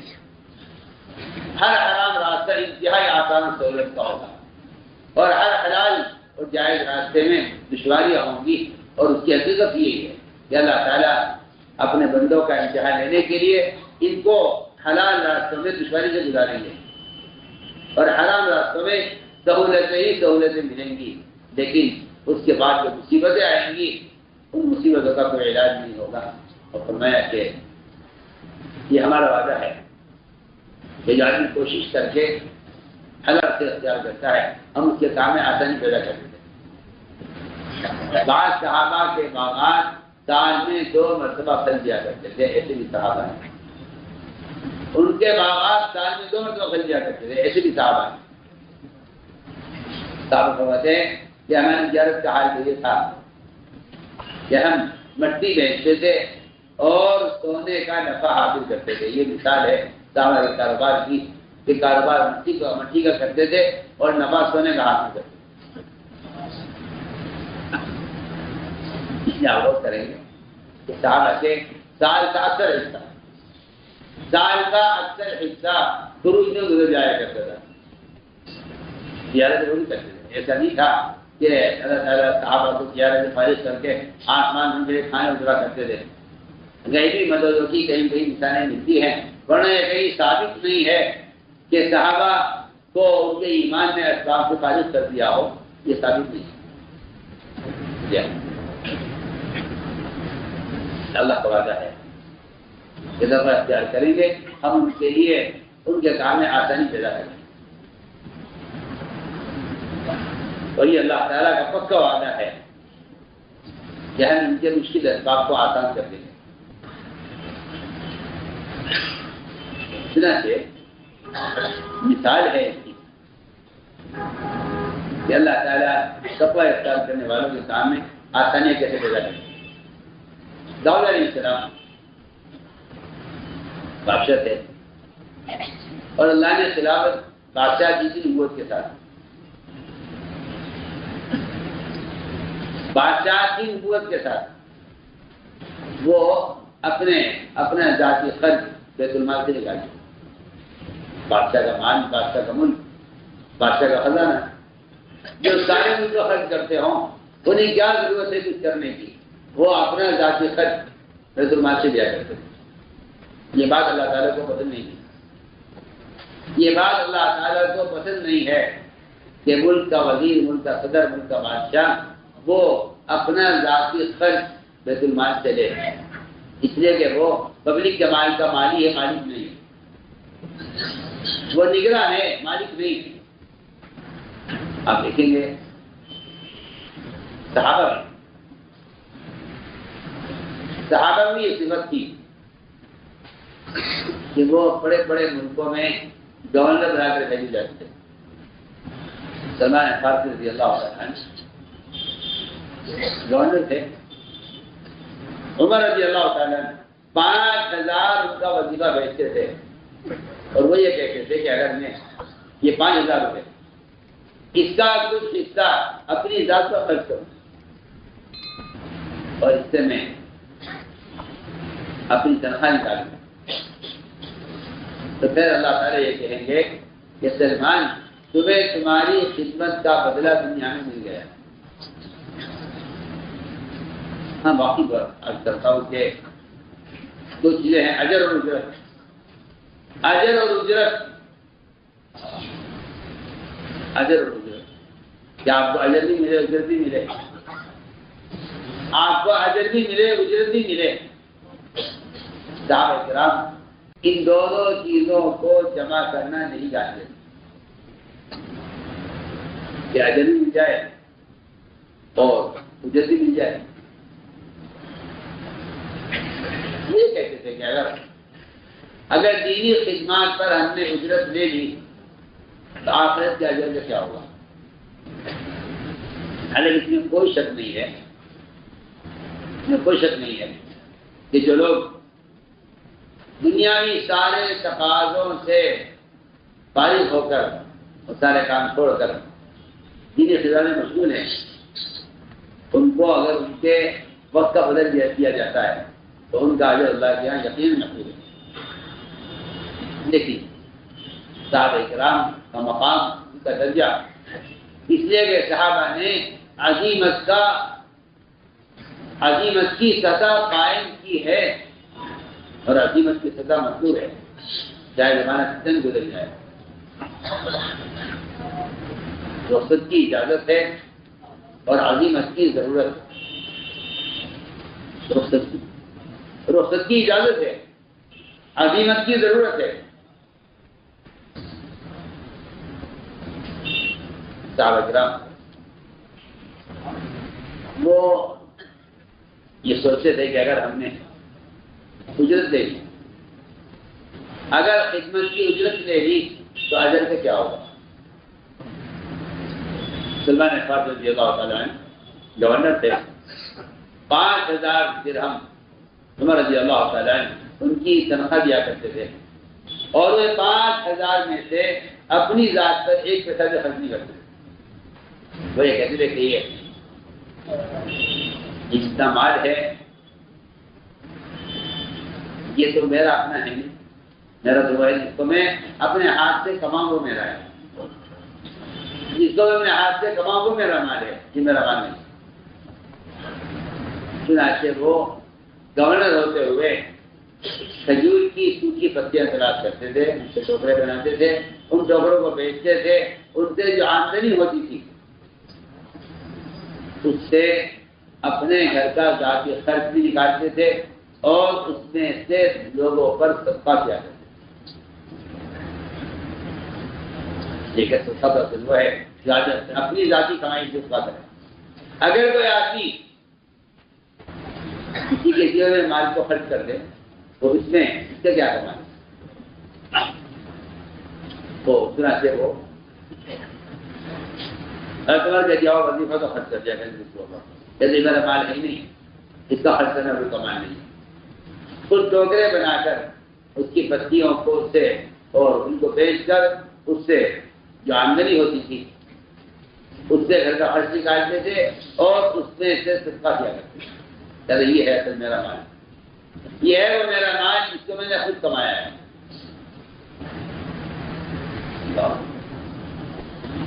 ایسے سلمان فارسی رضی اللہ تعالیٰ عنہ. اور باقی ایسے طبقے والے آدمی ایسے متوالے بھی ہوتے ہیں. یہ اللہ نے ان کو لمبی عمر دی اور لوگ ان کی زیارت کی جایا کرتے تھے. کچھ لوگوں کو خیال ہوا کہ چلو سلمان فارسی کی زیارت کرتے ہیں. چل کر وہ آئے سلمان سے ملاقات کے لیے، زیارت کی اور کہا کہ سلمان ہم آپ سے ملاقات کے لیے آئے ہیں اس لیے کہ صحابہ میں سے آپ باقی رہ گئے ہیں، ہم آپ کی زیارت کے لیے آئے ہیں.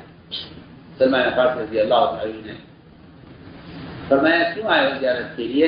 کہنے کہ اس لیے کہ آپ اللہ کے رسول کے صحابی ہیں. فرمایا کہ میں تو صحابی نہیں،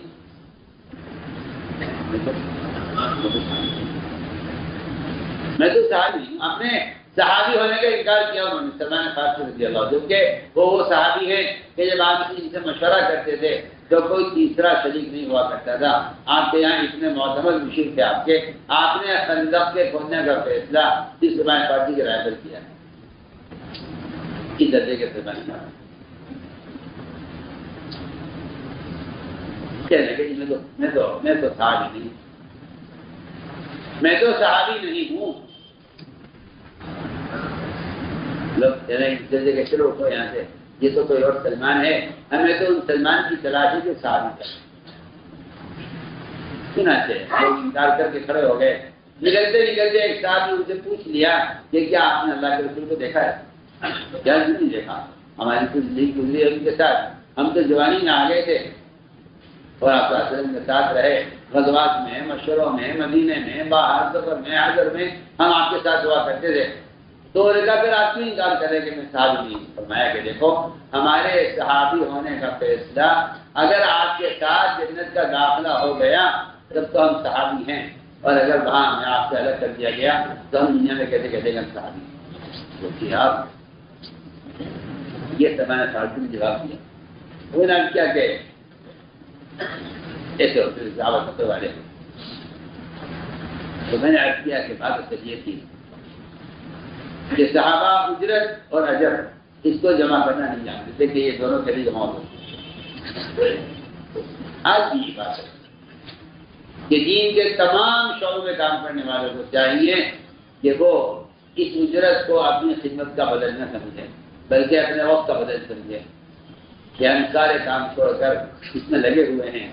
اس لیے ضرورت کے لیے اجرت کا لینے سے انشاءاللہ اجر ضائع نہیں ہوگا. لیکن عظیمت کی بات اپنی جگہ ثابت ہے. رخصت ضرورت کو پورا کر دیتی ہے، لیکن رخصت اور عظیمت میں ٹکراؤ نہیں ہے. جو آدمی ٹکراؤ پیدا کرے گا وہ دین کا نقصان کرے گا.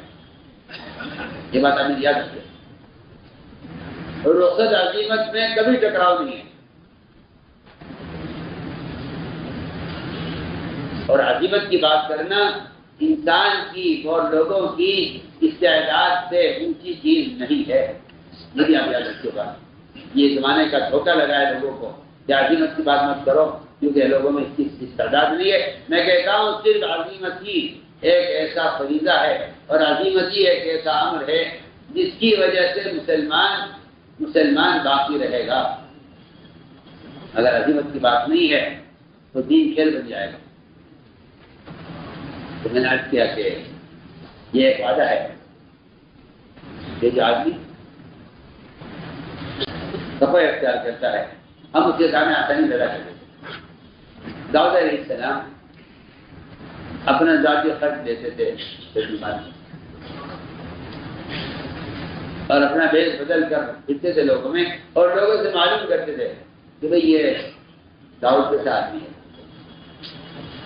اس جگہ مخلص وہ ہوتا ہے جو اپنی اصلاح کے لیے تنقید پسند کرتا ہے، اور ریاکار وہ ہوتا ہے جو اپنے لیے تعریف پسند کرتا ہے۔ یہ ریاکار اور مخلصین کا فرق ہے۔ ریاکار تعریف پسند کرے گا، ریاکار تعریف پسند کرے گا، اور مخلص آدمی تنقید پسند کرے گا، اور ریاکار آدمی کو تنقید برداشت نہیں ہوتی، ریاکار کو تنقید برداشت نہیں ہوتی، اور مخلصین کو تعریف کرنا برداشت نہیں ہوتا۔ تو میں کہ اگر تمہارے لوگوں کو تعریف کرے تو تم اس کے منہ میں مٹی جھونک دو۔ یہ مطلب یہ ہے کہ اس کے منہ میں اتنی مٹی ڈال دو کہ وہ بات نہ کر سکے، حالانکہ مٹی پھنس جائے اور اس کو جو ہے بات نہ کر سکے وہ۔ یہی مطلب ہے حدیث کا اصل حدیث کا مطلب یہی ہے، اذا رأیتم المداحین فاعطوا فی وجوہہم التراب۔ حدیث ہے کہ اگر تمہارے سامنے کوئی تمہارے کو تعریف کرے تو مٹی لے کر اس کے منہ میں بھر دو تاکہ وہ بول نہ سکے اور اس کے حلق میں مٹی پھنس جائے اور وہ تمہاری تعریف نہ کر سکے۔ یہی مطلب ہے روایت کا، یہی مطلب روایت کا، یہی مطلب روایت کا ہے۔ ورنہ جو لوگ تعریف کرنے والوں کو مال دے دیتے ہیں وہ تعریف کرنے والوں کا اکرام کرتے ہیں، اس سے وہ تعریف کرنے والے تعریف میں اور مبالغہ کرتے ہیں، کیونکہ ان کا تعریف کرنا وہ ان کے لیے ایک مدد کا ذریعہ بن کر رہ جاتا ہے۔ اس لیے فرمایا کہ اصل معنی یہی ہے اس کے۔ جن لوگوں نے ایک معنی کر دیا ہے کہ ہاں تعریف کرنے والوں کو اس مال دے دیا کرو کہ یہ مال کا سوال کرنے کے لیے تعریف کر رہے ہیں، تو میں غصہ ہو کہ نہیں، روایت کا اصل مطلب یہ بنتا ہے کہ مداحین کے منہ میں مٹی جھونک دو تاکہ یہ تمہاری تعریف کرنے میں بول نہ سکے۔ یہ کنایا ہے ان کو خاموش کرنے سے، یہ کنایا ہے ان کو خاموش کرنے سے، اس لیے کہ آدمی کے اندر تعریف کے سننے سے عجب پیدا ہوتا ہے اور تنقید کے سننے سے اصلاح ہوا کرتی ہے۔ لیکن ایک اصولی بات یاد رکھنا ہماری ہمیشہ، اگر آپ کا دوست تعریف کر رہا ہو آپ کی تو اس کا کوئی اعتبار نہیں ہے، اور اگر آپ کا دشمن تنقید کر رہا ہے آپ پر تو اس دشمن کی تنقید کا بھی کوئی اعتبار نہیں۔ دشمن کی تعریف کرنے سے، دشمن کی تعریف کا اعتبار کرنا چاہیے کہ دشمن کی تعریف کر رہا ہے، آپ خدا ان کی تعریف آپ کے دشمن کیا کرتے ہیں۔ اور اگر کوئی دوست تنقید کرے تو آپ کی دوست کی تنقید کا اعتبار ہے، دوست کی تنقید کا اعتبار ہے، تعریف کا کوئی اعتبار نہیں ہے۔ دشمن کی تعریف کرنے کا اعتبار ہے، دشمن کی تنقید کا کوئی اعتبار نہیں۔ اگر ایک آدمی آپ کو تنقید کر رہا ہے دشمن ہے تو آپ کوئی پرواہ نہ کریں اس کی، کیونکہ وہ تنقید دشمنی میں کر رہا ہے۔ اور اگر کوئی آپ کا دوست آپ کی تعریف کر رہا ہے تو آپ اس سے متاثر نہ ہوں، اس لیے کہ وہ آپ کا دوست شریف ہے، تعریف کر رہا ہے۔ تو میں نے عرض کیا کہ داؤد علیہ السلام نے پوچھا ایک آدمی کو اندھیرے میں اپنے بیس بدل کر، اپنی آواز کو بدل کر پوچھا کہ داؤد کیسا آدمی ہے؟ وہ اللہ کی شان، فرشتہ کھڑا ہوا تھا، یہ پہچانی تھے کہ فرشتہ ہے، انسان ہے۔ اس نے اس سے پوچھا کہ داؤد کیسا آدمی ہے؟ انہوں نے کہا ہاں آپ تو اچھا ہے، بڑے روزے دار ہیں اور نیک آدمی ہیں اور بڑے منصف ہیں، لیکن کمی یہ ہے اپنا ذاتی خرچ بیت المال سے لیتے ہیں۔ اسی وقت طے کر لیا کہ آج کے بعد مجھے بیت المال سے زیادہ خرچ نہیں لینا، بیت المال سے ذاتی خرچ نہیں لینا ہے، اسی وقت طے کر لیا۔ اللہ اکبر، اللہ سے پھر سوال کیا کہ اللہ کیا کروں، کون سا کام؟ دیکھیں اللہ مجھے معاف فرمائے، اس زمانے میں یہ مزاج بنایا جا رہا ہے بڑی قوت سے کہ جو لوگ دین کا کام کر رہے ہیں ان کو تو دنیا سے فارغ ہو جانا چاہیے۔ وہ ان کا خیال یہ ہے کہ دین کے کام میں مشغولی اور دین کے کام میں مشغول رہنا دنیا کی مشغولی سے بہتر ہے، اور دنیا کا تو مسئلہ حل ہو جائے گا کسی طرح، یا آپ کی ضرورتوں کو پوری کر دے گا، آپ دین کے لیے فارغ ہو جائیے، مجھے ایسا کوئی ثبوت صحابہ میں کہیں ملتا نہیں ہے کہ کوئی کسی صحابی کو کسی کے کام کے لیے خارج کر دیا گیا ہو، اس کا کوئی ثبوت ملتا نہیں۔ عمر امیر المؤمنین ہیں، اللہ اکبر۔ آدھی دنیا پر حکومت ہو رہی ہے عمر کے زمانے میں، آپ سوچیے، آپ آدھی دنیا پر آدمی حکومت کر رہا ہو، وہ ایک دن بازار کو اور تجارت کو دیتا ہو، ایک دن مسجد کو دیتا ہو، اپنے ساتھی کے ساتھ انہوں نے ایک دن کی بائیں لگا رکھی ہو، بازار کی اور مسجد کی، ایک دن پورا اپنی حضرت عمر کا مسجد میں گزرے گا، اور اگلے دن بازار کے تقاضوں کے ساتھ مسجد کے تقاضوں کے ساتھ، ان کے ساتھی کا ایک دن پورا بازار میں گزرے گا، ان کا پورا دن مسجد میں گزرے گا۔ یہ انہوں نے اپنے ساتھی کے ساتھ، وہ خلافت کے زمانے میں تجارت کرتے تھے، عمر رضی اللہ عنہ، ابو بکر صدیق رضی اللہ عنہ کو بہت کہا لوگوں نے، وہ شورا کے مجبور کرنے پر تجارت چھوڑی ہے انہوں نے، ورنہ وہ خلیفہ ہوتے ہی اپنے مونڈے پہ چادر ڈال کے بازار کی طرف چلے تھے۔ پوچھا آپ کہاں جا رہے ہیں؟ کہا کہ بچوں کے لیے کمانے کے لیے جا رہا ہوں۔ کندھے پر چادریں ڈال کر بازار کی طرف نکلنا امیر ابو بکر صدیق رضی اللہ عنہ کا، جن کے بارے میں اس پر اتفاق امت کا کہ آپ نبی کے بعد سب سے افضل امتی ہیں۔ لیکن چلے تجارت کے لیے کہاں جا رہے ہیں؟ تجارت کریں گے۔ انہوں نے یہ نہیں کہا کہ تجارت آپ کے لیے مناسب نہیں ہے، یہ کہیں ثابت نہیں، یہ نہیں کہا تجارت آپ کے لیے معیوب ہے، اس لیے کہ آج کل کے بہت سے لوگ ایسے ہیں جو بعض کاموں کو کرنے کو اپنے لیے عیب سمجھتے ہیں۔ مجھے اس بات پر تعجب ہوتا ہے، میری بات آپ کو بری نہ لگے، مجھے اس پر تعجب ہوتا ہے کہ آج کل کے علماء تجارت کے پڑھانے کو تو اپنا کام سمجھتے ہیں اور تجارت کرنے کو اپنا کام نہیں۔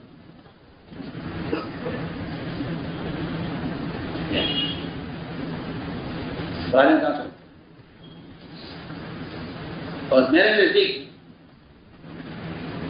تجارت کے احکام پڑھا دینا یہ کوئی عملی تعلیم نہیں ہے، یہ کوئی عملی تعلیم نہیں ہے، یہ کوئی عملی تعلیم نہیں ہے کہ علماء کے ہاتھوں میں کتابیں ہوں اور جاہلوں کے ہاتھ میں منڈیاں ہوں، بازار جاہلوں کے ہاتھ میں اور کتاب تجارت کے احکام کتاب علماء کے ہاتھ میں۔ یہ امت کے جہل کا یہ علاج نہیں۔ میں کیا عرض کروں کہ ایک ملک میں ایک صاحب تھے، ماشاءاللہ ان کے 6 یا 7 بیٹے، جوان 7 بیٹے اللہ نے دیا۔ مجھ سے مشورہ کیا کہ میں کیا کروں ان کا؟ میں نے کہا انہیں پڑھاؤ، تعلیم بناؤ۔ خود آدمی وہ اتنی بڑی فیکٹری کا مالک ہے کہ دواؤں کی فیکٹری ہے اور دنیا بھر میں دوائیں جاتی ہیں، بڑے بڑے مالک ان سے دوائیں خریدتے ہیں۔ دنیا کی یعنی قیمتی ترین فیکٹری اس کے بارے میں نے کہا چاہو سب بیٹوں کو عالم بناؤ، مفتی بناؤ، اور اس سب کے بعد پھر ان کو اس فیکٹری کا سارا نظام ان کو سکھلاؤ۔ سنا ہے انہوں نے ہمت کی، سارے بیٹے مفتی ہیں، مدرسوں میں اعلیٰ کتابیں پڑھاتے ہیں، تعلیم دیتے ہیں، دارالفتہ کچھ سنبھالا ہوا ہے، اور ان کے لیے لازم ہے یہ کہ وہ 6 سے 7 گھنٹے وہ فیکٹری کو دیتے ہیں، جس سے باری کمپنی آتی ہیں اور آ کر ان سے معاملہ کرتی ہیں۔ وہ عملی طور پر عالمی سطح پر بغیر سود کے، بغیر کسی غبن کے، بغیر کسی ملاوٹ کے سارا یورپ سارا جو ہے ان سے متاثر ہے کہ یہ کس قسم کے لوگ ہیں. یہ کہ عملی تجارت بازار میں ہونا یہ تو نہیں ہو سکتا جب تک تجارت کی تعلیم دینے والے عملی تجارت پیش کریں.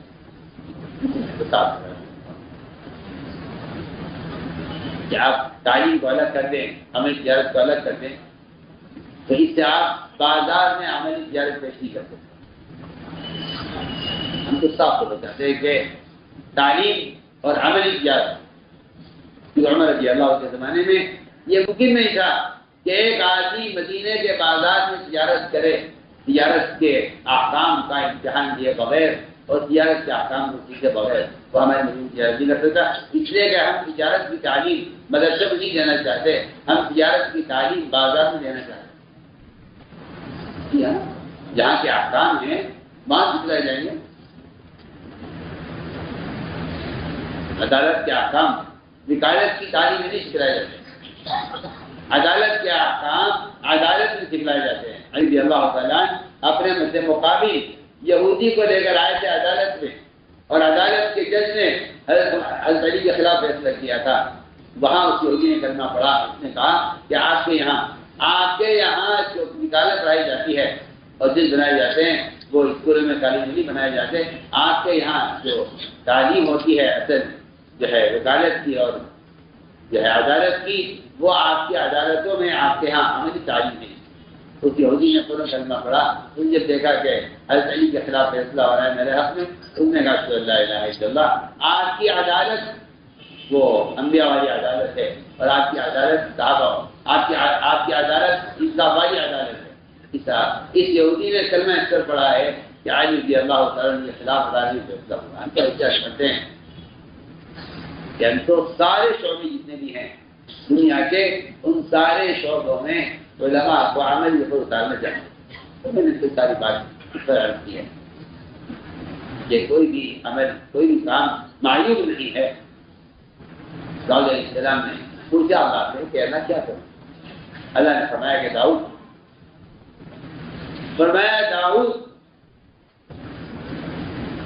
زرے بنایا کرو. ایک نبی کو لوہار کا کام دیا گیا، زرے بنایا کرو.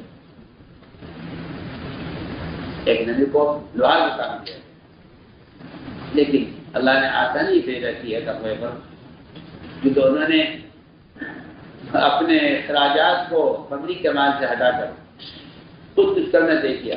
تو اللہ تعالیٰ نے اس ارادے پر ان کے لیے لوہے کو ایسا کر دیا جیسا گندھا ہوا آٹا ہوتا ہے. حضرت الحدیث اس لوہے کے نرم ہونے کا جو اصل راز ہے اور سبب ہے وہ اصل یہ تھا کہ داؤد علیہ السلام نے بیت المال سے امن راجہ سے دینا بند کر نہیں آتا. ایک وعدہ یہ ہے کہ اللہ تعالیٰ متقی کے لیے اس کے اسباب میں سہولتیں پیدا کر دیتے ہیں. تیسرا وعدہ یہ ہے کہ جو آدمی اپنے رخ کو پھیرتا ہے حرام سے حلال کی طرف، اللہ تعالیٰ اس کے پچھلے گناہ معاف فرما دیتے ہیں.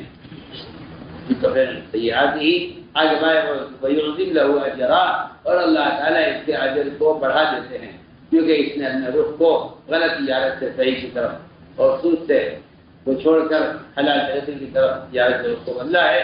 اللہ تعالیٰ پچھلے گناہ معاف کر دیتے ہیں اور آگے اس کی مجاہدے پر اس کے اجر کو بڑھا دیتے ہیں. یہ 5 وعدے اللہ نے سب سے کیے. میری شروع سے آگے کہ ساری نیکیوں کا مدار تقوی پر ہے. اسے تقوی پیدا کرو، اور تقوی پیدا کرنے کے لیے مسلمان کو تقوی کا کلمہ دیا گیا ہے. اللہ نے کلمہ لا الہ الا اللہ کو تقوی کا کلمہ فرمایا ہے، اور مومن کو اس کا حقدار کہا ہے. یہ مومن اس کا حقدار ہے. مومن اس کلمہ لا الہ الا اللہ کا اہل ہے اور اس کا حقدار ہے. اس لیے فرمایا کہ اس کلمہ لا الہ الا اللہ کو، اس کو دعوت میں لاؤ. اس کے تقاضوں کی طرف لوگوں کو بلانا ہی خدا کی قسم صرف ایمان کو بڑھنے کا سبب ہے۔ کلمے کے تقاضوں کی طرف لوگوں کو بلانا، یا لا الہ الا اللہ محمد رسول اللہ میں کرتا ہوں کہ یہ دونوں کلمے امر بالمعروف و نہی عن المنکر، امر بالمعروف و نہی عن المنکر، یہی سب سے بڑا کلمے کا تقاضا ہے۔ اسے کلمے کے زندانی یہی ہیں، منکرات سے اپنے آپ کو بچانا، معروفات پر عمل کرنا، یہ کلمے کے زندانے ہیں جس کو بخاری فرماتے ہیں کہ یہ جنت کی چابی ہے، اور چابی کے لیے زندانے ہوتے ہیں، اس کے بغیر تالا کھل نہیں سکتا۔ اس لیے کلمہ لا الہ الا اللہ، اس کے زندانے وہ اللہ تعالیٰ کے احکام۔ اس لیے ہمیں اتنا ایمان سیکھنا ہر مومن کے ذمہ فرض عین ہے جتنا ایمان مومن کو حرام کرو، ایمان مومن کو اتنا ایمان سیکھنا ہر مسلمان کے ذمہ فرض عین ہے جتنا ایمان مومن کو حرام کرو۔ اس لیے جو ایمان کی تکمیل کا جو بنیادی سبب دیا گیا ہے وہ ہے دعوت اللہ۔ اس کے بغیر تو ایمان کی تکمیل ہونا ممکن نہیں ہے۔ قرآن اس سے بھرے ہوئے ہیں کہ ایمان کی تکمیل اصل دعوت سے ہے، اور دعوت امر بالمعروف و نہی عن المنکر کی عملی محنت ہے۔ بھلائی کو حکم کرنا، برائی سے روکنا، اس کی عملی محنت دعوت ہے، اس کی عملی محنت دعوت ہے۔ جسے بات بے تکلف کہی جاتی ہے، اور پورے یقین کے ساتھ کہ اگر کوئی شخص امر بالمعروف و نہی عن المنکر کی فریضے کو قلم سے ادا کر دے گا یا کاغذ کا رقمہ سے ادا کر دے گا تو اس سے فریضہ ادا نہیں ہوگا۔ اس کے لیے بدن کا استعمال شرط ہے۔ من رأى منکم منکرا فلیغیرہ بیدہ، کہ آدمی منکر کو اپنے ہاتھ سے بدلے۔ اعلیٰ جہاد بھی یہی، اعلیٰ ایمان بھی یہی ہے۔ زبان سے بدلنا ادنا جہاد یا درمیانہ جہاد ہے، اور یہ درمیانہ ایمان ہے۔ منکر کو دل سے بدلنے کی کوشش کرنا یہ سب سے ضعیف ایمان ہے اور سب سے ضعیف جہاد ہے۔ اور اگر خدا نہ کرے گناہ دیکھتے ہوئے، ہوتا ہوا دیکھ کر اگر آپ ہی کا اس کو بدلنے کی کوشش نہ کرے اپنی دعاؤں کے ذریعے، تو ایسے مسلمان کے دل میں ایمان کا ذرہ بھی نہیں ہے۔ یہ ہر آدمی بنانے میں خود ہی غور کرے۔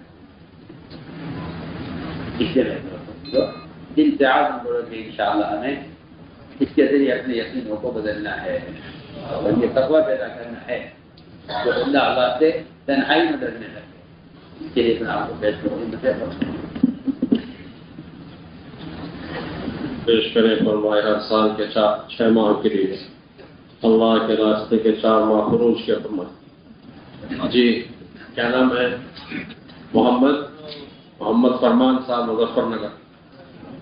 سالانہ 6 مہینے محمد ارشد صاحب، جی ماشاءاللہ 2 ماہ کے لیے ماشاءاللہ، 6 ماہ کے لیے ماشاءاللہ، ہر سال 4 ماہ کے لیے۔ بھائی شاداب صاحب 6 ماہ کے لیے، ہر سال 4 ماہ کے لیے ماشاءاللہ۔ فرمائے بیٹھے رہیں اور ایک دوسرے کو تشکیل کریں، تیار کریں۔ فرمائے ماشاءاللہ۔ تیسرے سال کے لیے مولانا نواب صاحب ماشاءاللہ بیٹھے رہیں، حلقہ لگائیں، ایک دوسرے کو تیار کریں، تشکیلیں کریں۔ میرے انتہائی محترم بزرگ، بیان آپ کو پسند آیا ہو تو بیان کو لائک، شیئر اور چینل کو سبسکرائب کرنا مت بھولیے۔ کمنٹس میں اپنی رائے کا اظہار ضرور کیجیے۔